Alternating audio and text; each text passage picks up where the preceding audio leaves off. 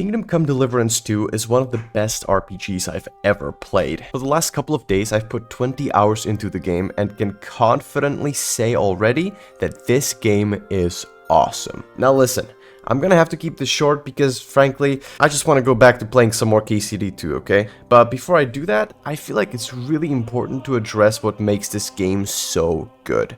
Or at least the parts I came across so far, as if we were to address everything, it would have been a long discussion. Kingdom Come Deliverance 2 is a direct sequel to its predecessor, KCD1. You play as Henry, the son of a blacksmith, on his way to deliver a letter to blah blah blah. I don't think anyone cares about this summary, you guys can figure it out on your own. What most of you guys probably care about is what makes it a good RPG, and how much it has improved from its first title. And I think the short answer is that the world really feels alive. Imagine your favorite RPG, except for Red Dead Redemption 2, because we'll get back to that later.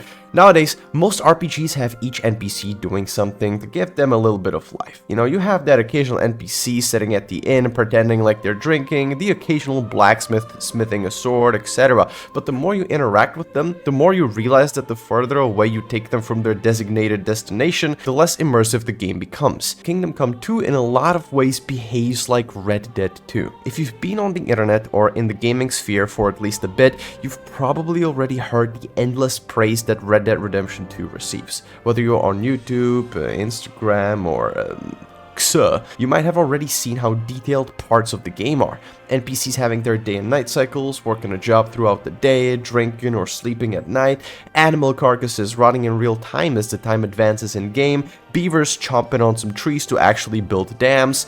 Well, KCD2 does a lot of that too, and in some way, arguably even better. Well, maybe except the beavers. Point is, this time around, Kingdom Come doesn't just feel like a classic RPG with skills to level, quests to complete, and enemies to defeat and loot, while presenting the slightly more immersed and hard to deal with mechanics like hunger and sleep.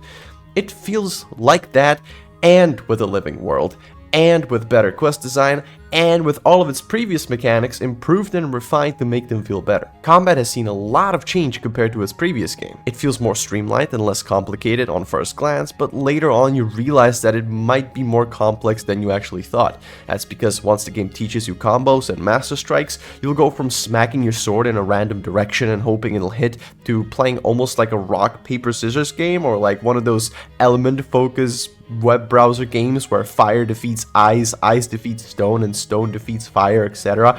I hope you know what I'm talking about here. That's because once even your enemies learn these moves, which they eventually do, you can't simply attack where you want to, or you're risking getting completely obliterated. Hit them where they hold their weapon themselves and you're risking getting perfectly blocked because they're prepared for you. Strike the opposite of where their weapon is held and you're asking for a master strike right in your face.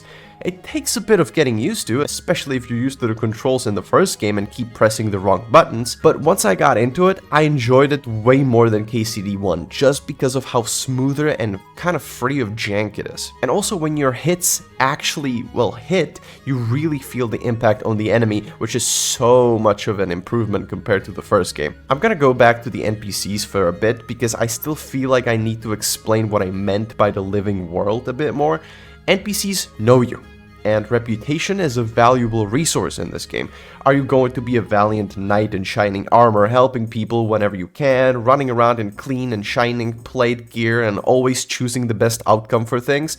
People will love you, give you better prices in shops, and overall compliment you and be glad to see you when you're around. Go the other way by being a thief in shady, dirty clothes, a scoundrel with a bloody, rusty sword, and you won't even be able to rent a room in the local tavern. And trust me, I tried. Oh, and get caught and see yourself get punished or outright taken to the gallows with an embarrassing game over screen. People care about what you do, who you are, and how you dress. You want to impress the local wenches? Better dress with a bit more sass. Want to look formidable and scary? Put on your heaviest armor and equip your rusty warhammer. This goes way further than that though. Killing someone from the local village and coming back with a bloody sword might raise their suspicion and even suspect you of being the killer, whether that is true or not. Wear someone's stolen clothes that you took while they were sleeping and see yourself be noticed by the victim and take their complaints straight to the local guard. I even saw a guy on Reddit say that they killed a guy in their sleep and stole his stuff, only to be snitched on a day later by his wife because she noticed the clothes he was wearing that he stole from her husband. The best part about this, however, is that most of these systems you really don't experience if you don't engage with them.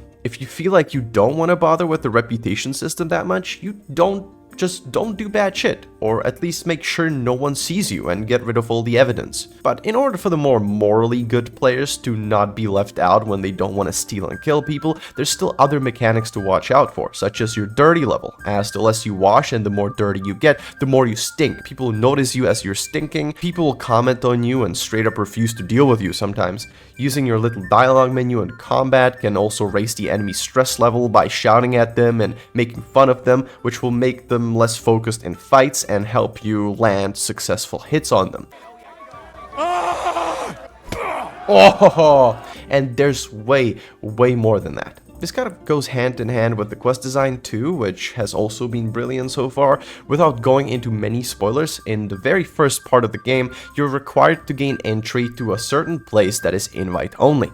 And in order to do that, the game gives you two obvious leads, that being a blacksmith and a miller, who you could work for and eventually earn the invite. Help out the blacksmith and the game puts you on a questline related more to direct combat, dealing with scoundrels and bandits while teaching you the profession of blacksmithing. By the way, this blacksmithing profession is so damn fun. I don't know why I find it so intriguing, but there's something about working the forge in KCD2 that just feels so fun and relaxing.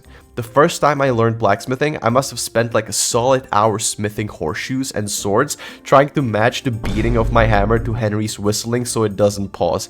It's so good. Nice.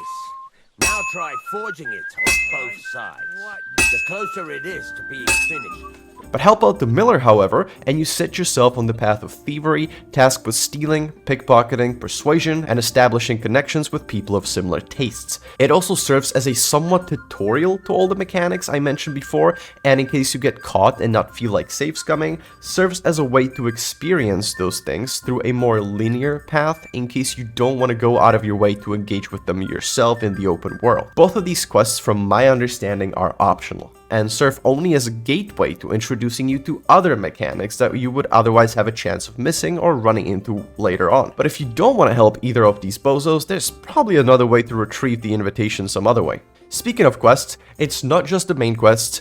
In fact, all the quest design has significantly improved, and it's so easy to tell as well. If you're scared of every side quest being the average MMO-ish collect 12 highs and kill 10 bandits kind of deal, it's far from that. Many side quests also appear super innocent at first and quite often spiral into something way bigger and more intriguing. You can go from saving a man from a pack of wolves to solving a murder case, or go from a tavern brawl to drinking with the enemy. Every quest that you come across feels really different, and hardly is there ever a dull moment or something completely generic that would just make you fall asleep. The only thing that the game slightly suffers from is some of the fetch questy nature with certain quest designs. Like, sometimes you really just hop from point A to point B and back and forth about 3 times in a row just because they want you to go back and talk to a different person in the same exact place. Another thing of the increase in the quality of the quest design, especially the side quests, is that for certain side quests, they really weren't afraid to add a little bit more passion than the average mission passed screen with a groschen reward, and that's the end of it.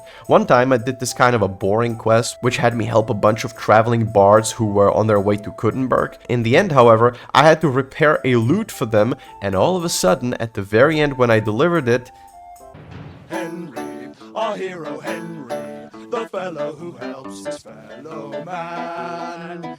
Henry, reliable Henry, he gets the job done the best he can. I'm not gonna play the whole thing for you, but yeah. Just one of the examples of how doing some simple random quest in the middle of nowhere for seemingly the most random NPCs can turn into a gem like this. Even fast traveling has somehow been made more interesting. If you've played the first game, you know that 99% of the time if you get stopped on the road, it's always a bandit or a human ambush, which is pretty boring and also kind of frustrating, especially if you haven't saved in a while. But with this game, it's so much more varied, and not always hostile. You still run into that occasional ambush or corpse looter that wants to rob or kill you, but it's mixed in with these more peculiar quests that are thrown into the pot as well. For example, you can run into a camp of a bunch of woodcutters who are just having a friendly brawl, a fist fight, and don't even mean you no harm. You can in fact join them and fight with them as well. One time I was stopped by a guy who thought I was the devil and pretended like I blessed his roll of the dice to always win. Thy will be done. Really? Thank you, Dark Lord. I'll be indebted to you to my dying day. Another time, I was stopped by a drunk guy who was celebrating something, so I decided to come by and drink with him and fell unconscious a second later only to realize I've been poisoned and robbed. I don't know how, but the devs actually made it so that even fast traveling is somehow not only a risk, but also genuinely fun and unique. In the end, the best part about KCD2 is that there never really is a dull moment. I watched a little bit of Mr. Matty Place's review, where I feel like he's described it the best with this exact sentence. The game respects your time, but doesn't respect your plans. It's a game that's genuinely worth every penny, especially if you're coming here as a fan of the first game. But you also have to keep in mind that the game isn't as simple as your average playthrough of Skyrim, which you can mostly tailor kind of more to your own liking.